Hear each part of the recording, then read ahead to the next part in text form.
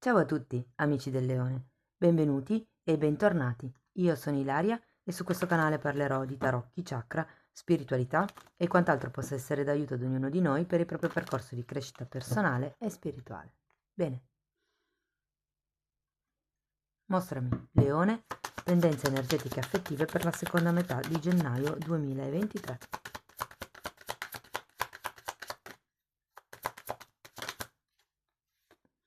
Abbiamo la carta dell'eremita, amici del leone.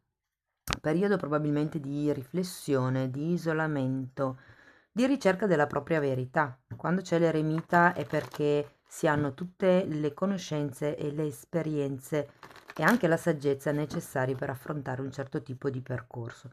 Ma andiamo a vedere con i tarocchi di che cosa si tratta nello specifico.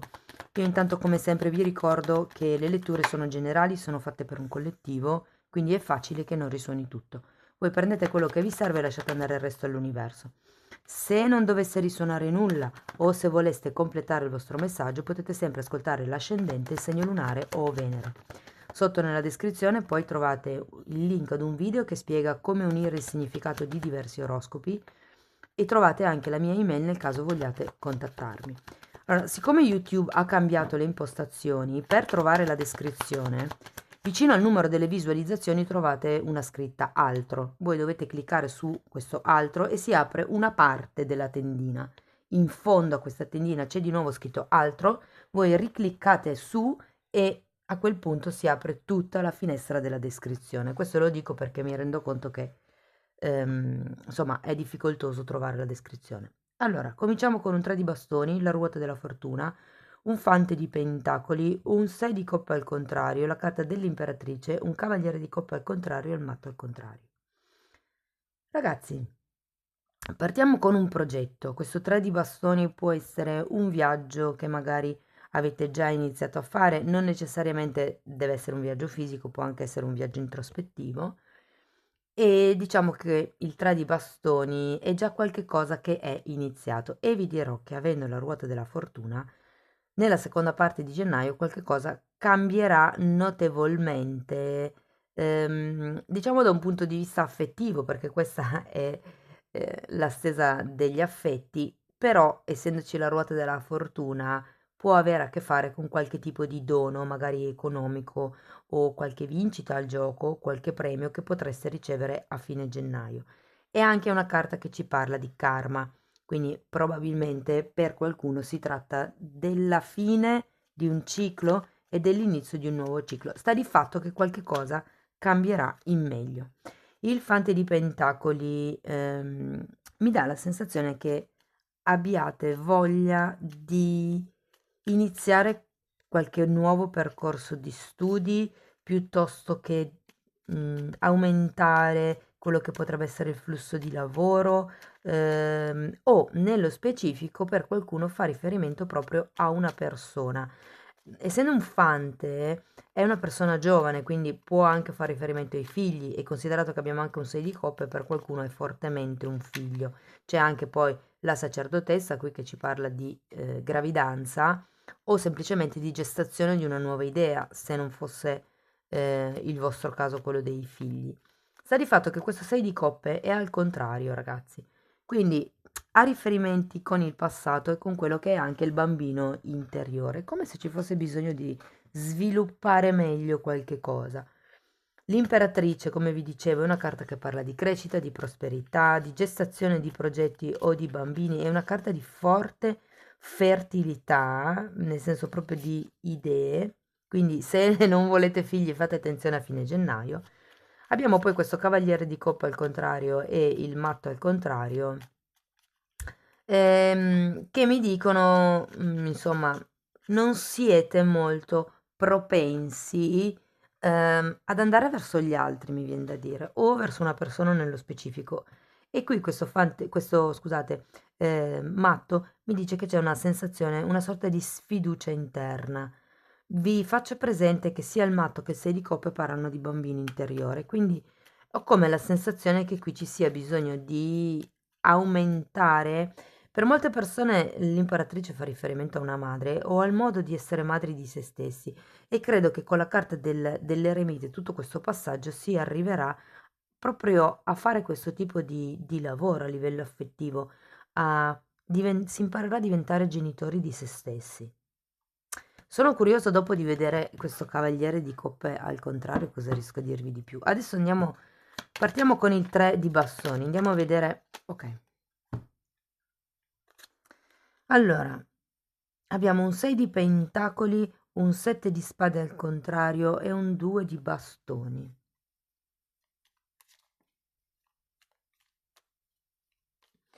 Allora, ho come la sensazione che ci sia qualche questione qui che non è completamente in equilibrio, non è completamente focalizzata. Quando c'è un 6 di pentacoli al contrario è perché ragazzi qualcuno si sta accontentando delle briciole. Considerato che c'è anche un 7 di spade al contrario, mi viene da dire pensate in grande. Andiamo a vedere la ruota della fortuna.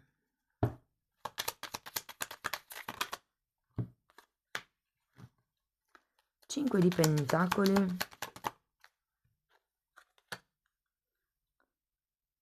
e abbiamo un 5 di spade al contrario, 2-5 ragazzi.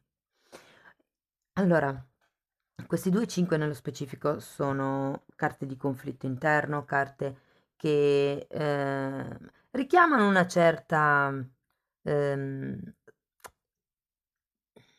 certa staticità. Ok, il 5 di Pentacoli è sempre una carta che a me ricorda una persona che è vittima fondamentalmente, ma non fa niente per cambiare la sua situazione di vittima. Ha talmente integrato questo accontentarsi delle briciole, di questo poco equilibrio, che anche se la cosa crea confusione mentale, cioè si sa che non è giusto, ma dall'altro lato la si accetta comunque, perché probabilmente si ha bisogno di questo poco.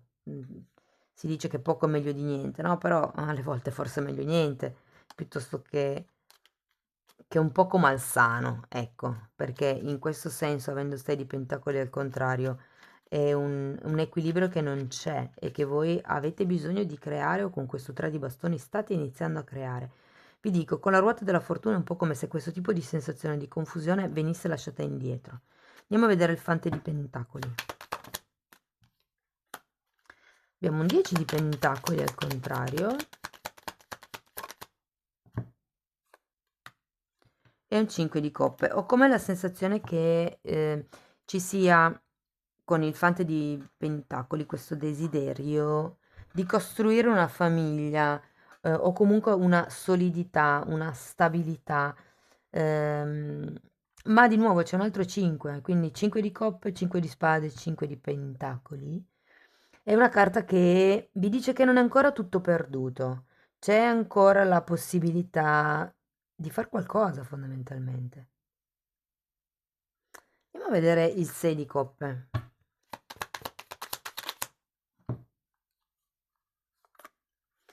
Abbiamo la regina di coppe e il fante di coppe. La regina di coppe qui è rappresentata in questo mazzo come una donna incinta e anche l'imperatrice. Ho come la sensazione che abbia a che fare con il diventare madre, l'essere madre o avere dei figli. Ripeto, può anche essere di un progetto fatto magari a due, che potrebbe essere, la sparo, una casa, no? Anche quello è un progetto in comune. Quando si dice la casa, il progetto della casa è il mio bambino, no? Ecco, è un po' così. Andiamo a vedere l'imperatrice. Abbiamo l'appeso al contrario. Ragazzi, qualcosa si sblocca in questa seconda parte di gennaio con l'appeso al contrario. L'imperatrice mi parla. Sì, sì. Abbiamo anche un 2 di spade e qui in questo mazzo mi piace molto perché è qualcuno che cerca di fare centro e arriva. Andiamo a vedere il cavaliere di coppe al contrario. Ruota della fortuna nuovamente. Poi abbiamo la carta del matto nuovamente e un 8 di spade. Sì, è un po' la stessa energia che sento qui. È come se ci fosse un cambio ad un certo punto, magari proprio grazie al lavoro che farete in eremitaggio, che vi darà la possibilità di capire da che parte andare, che cosa è giusto per voi. La ruota della fortuna di nuovo e il matto sono due carte di forte propulsione energetica. La ruota della fortuna è un cambio super positivo e veloce e il matto è una nuova avventura, una nuova fiducia, ok? Senza avere sempre quei pensieri pessimisti. E guarda caso c'è comunque un cavaliere di coppe. È girato al contrario, ragazzi, quindi può essere che magari o sia una persona che non vedevate da tanto tempo con la quale non ci sia più questo rapporto, diciamo, in confidenza e quindi però ecco, entra una persona e vi dirò che comunque avendo questo matto può essere che ci sia una nuova avventura proprio in senso letterale con questa persona. Non sento tanto, cioè la sento più da un punto di vista, diciamo, come dire, dell'amicizia più che da un punto di vista fisico, quindi della passione. Però sì, andiamo a vedere il matto al contrario.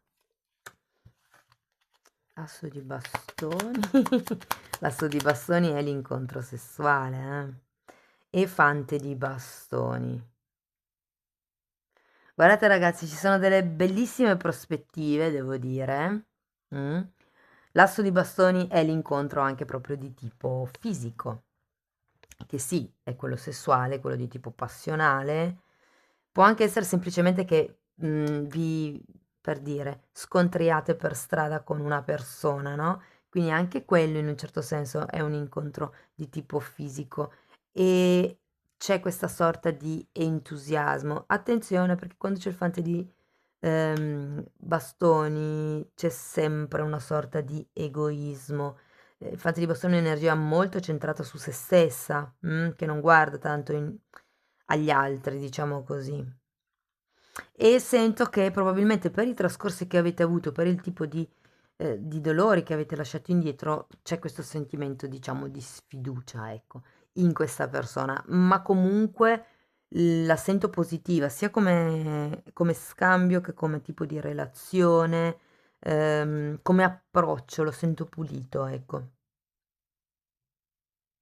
Molto bello. Andiamo a vedere una carta in più con questi oracoli e poi un oracolo della saggezza. Quante se ne sono girate, ma prenderò queste, cioè ne sono cadute tante, ma se ne sono girate due, quindi prendo queste due.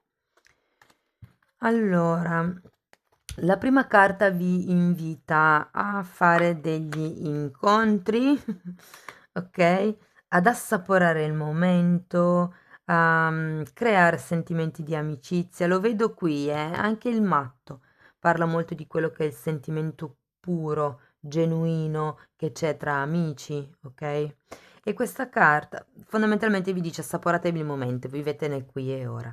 E invece questa carta vi dice di cambiare tipi di pensieri, ok? Perché qui ci sono dei pensieri che sono un po' retrodatati, retro vintage, diciamo così, e che stanno ancora condizionando il vostro mondo attuale, ok? È un po' come se nella vostra testa ci fosse, dov'è? Qui, questa sorta di autosabotaggio, di pensiero tossico continuo che non vi fa mai uscire ehm, da un certo tipo, da un certo stato di vibrazione, ok? Andiamo a vedere ancora un oracolo della saggezza.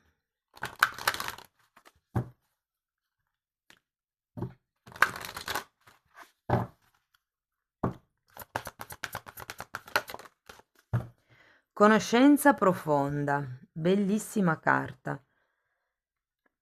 E la sento molto collegata con l'eremita, perché qui si tratta di conoscere la vostra verità, cosa è valido per voi, come siete voi, perché reagite in un determinato modo davanti a quel tipo di provocazione, perché avete fatto determinate scelte nella vostra vita o cose di questo genere.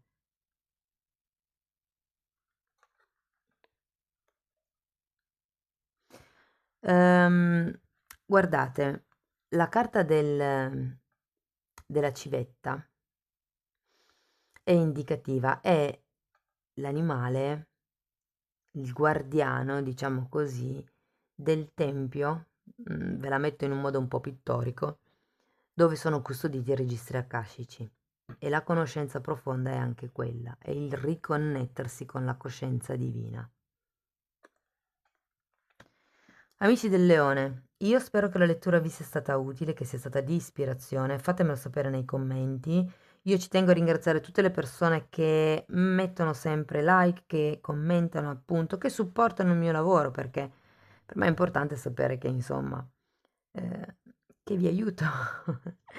Io vi mando un grosso abbraccio e di nuovo vi ringrazio di essere stati qui con me e ci vediamo nei prossimi video. Ciao ciao!